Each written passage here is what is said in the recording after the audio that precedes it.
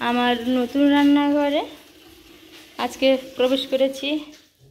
এই যে দেখতে পাচ্ছ আমার সবটাই চলে এসছে, আমার ছেলেও চলে এসছে এখানে। এই যে আর ঘরটার ঝাঁটটা দেওয়া হয়েছে, এই যে জল টল সব দিয়ে ধুলোগুলো সব মুড়ি নেওয়া হয়েছে। এই যে আমার বাচ্চার খাবারগুলো এখানে একই জায়গায় বসেছে, প্লাস এই যে তাকিটা। হ্যাঁ বলো বলো বলো, কী হয়েছে?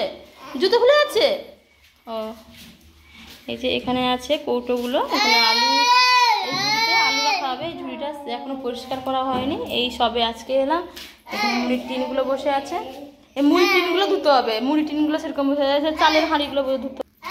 এই যে আমার ছোটো ছোটো কৌটোগুলো এখানে আছে, কাপ প্লেট এখানে সব সরবরাহ রাখা আছে। এই যে এখানে আজকে কাঁকড়া হবে, কাঁকড়ার ঝোল হবে।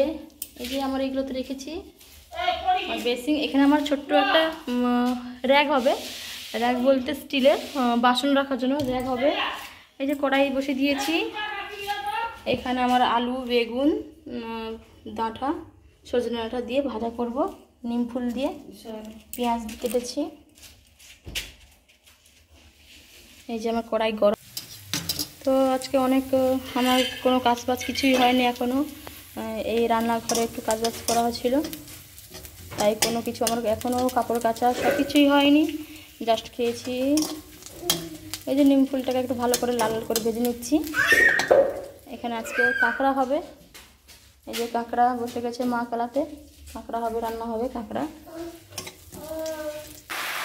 নিম পাতা দিয়ে আলু বেগুন ফ্রাই করছি, সেটা